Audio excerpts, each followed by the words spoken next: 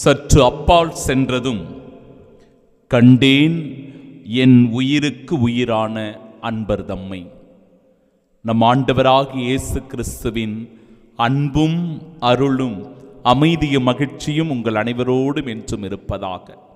உங்கள் ஒவ்வொருவருக்கும் நம் உயிர்த்தெழுந்த ஆண்டவர் இயேசு கிறிஸ்துவை கண்ணார கண்டு அனுபவித்த புனித மகதலா மரியாவினுடைய விழா நல்வாழ்த்துக்களை உரித்தாக்கிக் கொள்ளுகிறேன்.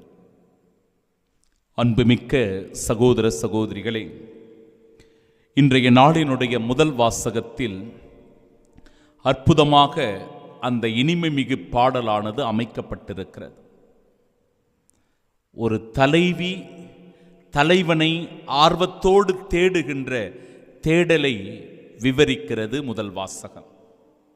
என் உயிருக்கு உயிரான அன்பர்தனை தேடினேன், தேடியும் அவரை நான் கண்டேன் அல்லன். எழுந்திடுவேன், தேடி தேடி பார்த்தேன், ஆனாலும் அவரை கண்டுகொள்ள முடியல. ஆனாலும் அதோடு நிறைவு பெறவில்லை என் தேடல். மாறாக எழுந்திடுவேன், நகரில் சுற்றி வருவேன், தெருக்களிலும் நாற்சந்திகளிலும் சுற்றி என் உயிருக்கு உயிரான அன்பர்தனை தேடுவேன். தொடர்ந்து இந்த தேடல் பணியில் நான் ஈடுபட்டு கொண்டே இருப்பேன். என்று நான் என் ஆண்டவரை கண்டுகொள்ளுகிறேனோ, என் மீட்பரை கண்டுகொள்ளுகிறேனோ, என் மெஸ்ஸியாவை கண்டுகொள்ளுகிறேனோ, அதுவரை என் தேடல் ஓயாது, என் தேடல் நிற்காது. நான் தொடர்ந்து தேடிக்கொண்டே இருப்பேன் என்பதாக இந்த பாடல் அமைந்திருக்கிறது. சாவக்காவலரிடத்தில், அந்த தலைவி சாவக்காவலரிடத்தில் என் உயிருக்கு உயிரான அன்பரை நீங்களேனும் கண்டீர்களா என்று கேட்கிறார்.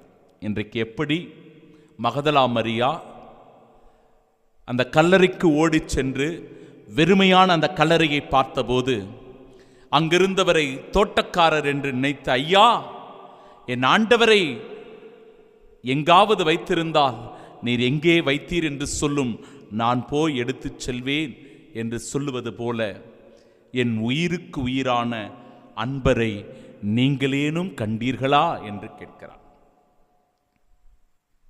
சற்று அப்பால் சென்றதும் கண்டேன் என் உயிருக்கு உயிரான அன்பர்தமை என்று நிறைவு பெறுகிறது முதல் வாசகம். சற்று அப்பால் சென்றதும், அப்படி என்றால் நம்முடைய முயற்சி, நம்முடைய தேடல் எப்பொழுது ஆண்டவர் இயேசு கிறிஸ்துவை, மெஸ்ஸியாவை, மீட்பரை நம் கண்கள் கண்டுகொள்ளுகிறதோ, நம் இதயம் அடைகிறதோ, அதுவரை நாம் தேடிக்கொண்டே இருக்க வேண்டும். நம் தேடல் ஓயக்கூடாது, நிற்கக்கூடாது. இன்றைய நாளினுடைய பதிலுரை பாடல் அழகான ஒரு பல்லவி வரிகள். ஆண்டவரே, என் உயிர் உம்மீது தாகம் கொண்டுள்ளது. ஆண்டவரே, என் உயிர் உம்மீது தாகம் கொண்டுள்ளது. எப்படி? நீரின்றி வறண்ட தரிசு நிறம் போல என் உடல் உமக்காக ஏங்குகின்றது. நீரின்றி வறண்ட தரிசு நிறம் போல என் உடல் உமக்காக ஏங்குகிறது. பிரியமானவர்களே, அற்புதமான வரிகள். கடவுளை தேடுகிறவர்கள், கடவுளுடைய அன்பை சுவைக்க விரும்புகிறவர்கள், இறைவனுடைய இரக்கத்திலும் மன்னிப்பிலும் வாழ விரும்புகிறவர்கள், அவருடைய அருளையும் ஆசீரையும் பெற விரும்புகிறவர்கள் இத்தகைய மனநிலை உடையவர்களாக இருக்க வேண்டும். தொடர்ந்து அந்த பதிலுரை பாடல். நான் உம்மை உறுதியாக பற்றி கொண்டேன், உமது வலக்கை என்னை இறுக்கி பிடித்துள்ளது.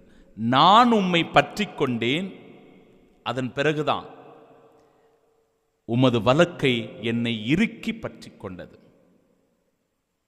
கடவுளுக்கும் நமக்கும் இருக்கின்ற அந்த உறவை, அன்பை வெளிப்படுத்துகிறது இந்த பதிலுரை பாடல். ஒரு முறை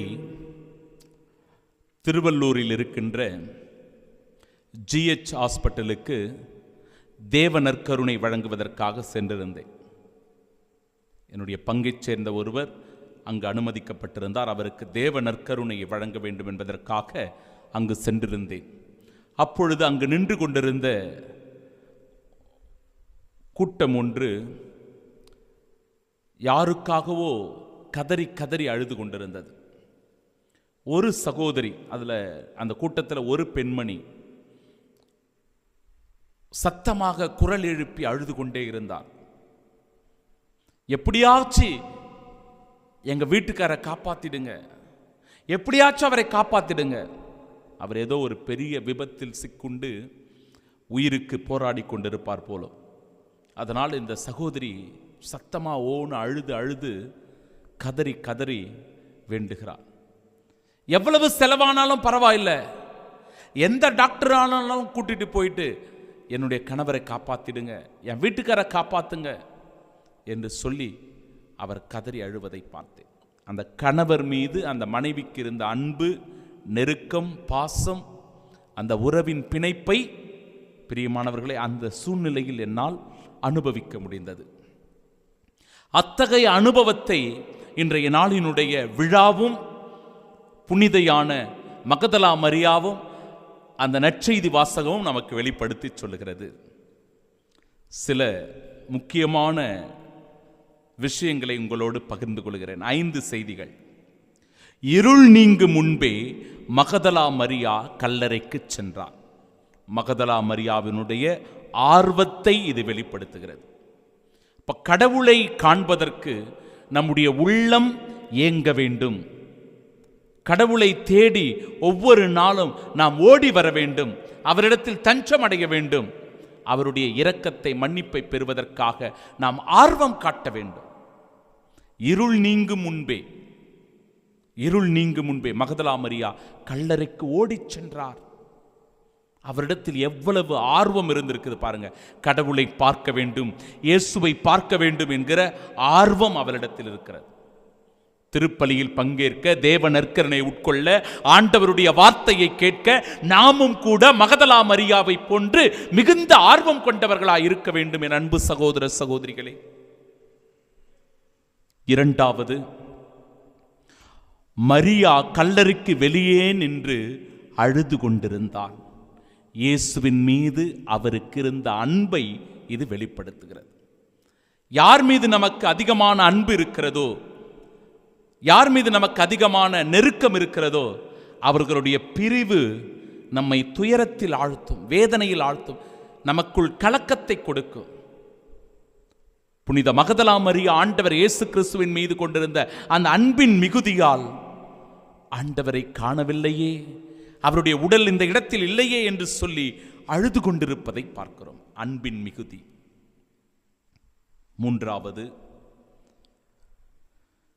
என் ஆண்டவரை எடுத்துக்கொண்டு போய்விட்டனர், அவரை எங்கே வைத்தனரோ எனக்கு தெரியவில்லை. தேடல். என் ஆண்டவரை எங்கே எடுத்துக்கொண்டு போய்விட்டனரோ எனக்கு தெரியல. அவர்களிடம் இருந்த அந்த தேடல் உணர்வு நம் ஒவ்வொருவருக்குள்ளும் வேணும்.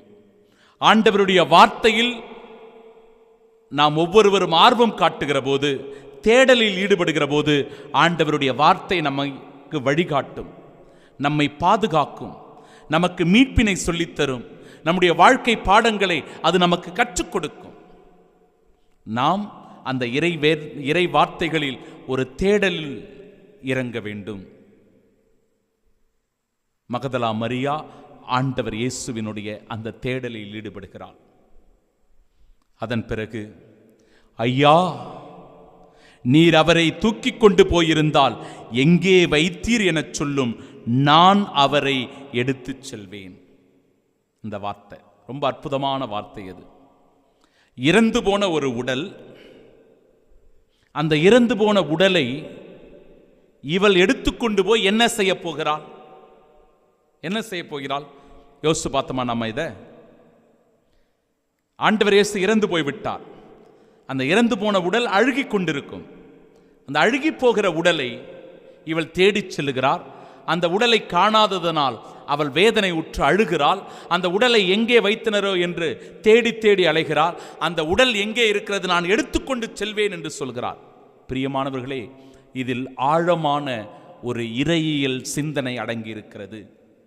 அதாவது, புனித மகதலா மரியா இயேசுவினுடைய உயிர்ப்பின் மீது கொண்டிருந்த நம்பிக்கையினால் தான் இந்த வார்த்தைகளை அவள் சொல்லி இருக்க வேண்டும். இயேசு உயிரோடு இருந்தபோது அவர்களுக்கு மீண்டும் மீண்டுமாய் வாக்குறுதி கொடுத்து கொண்டிருந்தார். 3வது நாள் உயிர்த்தெழுவேன், 3வது நாள் நான் உயிர்த்தெழுவேன் என்று சொல்லி ஒரு உறுதியான வாக்குறுதியை சீடர்களுக்கு அவர் சென்ற இடங்களில் எல்லாம் அறிவித்துக் கொண்டிருந்தார். இதன் மீது உறுதியான நம்பிக்கை கொண்டிருந்த மகதலா மரியா, நிச்சயமாக என் ஆண்டவர் உயிர்த்தெழுவார், அவர் சொன்னபடியே 3ஆம் நாள் உயிர்த்தெழுவார் என்கிற உறுதியான நம்பிக்கையில், என் ஆண்டவரை நீங்கள் எங்கே வைத்தீர்கள் சொல்லுங்கள், நான் அவரை எடுத்துக்கொண்டு செல்வேன் என்று சொல்லுகிறார். நம்பிக்கையின் அடையாளம். இறுதியாக நான் ஆண்டவரை கண்டேன் என்கிறார். சீடர்களிடத்தில் ஓடிச் சென்று நான் ஆண்டவரை கண்டேன் என்று நற்செய்தி அறிவிப்பதை பார்க்கிறார். முதல் நற்செய்தி, உயிர்ப்பின் நற்செய்தி. மகதலா மரியாள் தான் முதல் ஒரு நற்செய்தியின் தூதுவராக இருந்து இந்த நற்செய்தியை அறிவிக்கிறார். நான் ஆண்டவரை கண்டேன், நான் உயிர்த்த ஆண்டவரை கண்டேன். உயிர்ப்புக்கான சாட்சி புனித மகதலா மரியா. நாமும் கூட இந்த தெய்வீக திருப்பலியில், இந்த தெய்வீக பலியில் உயிர்த்த ஆண்டவர் இயேசு கிறிஸ்துவை கண்டுகொள்வோம். அதன் வழியாய் உயிர்ப்புக்கும் மீட்புக்கும் சாட்சிகளாய் வாழ்வோம். ஆமென்.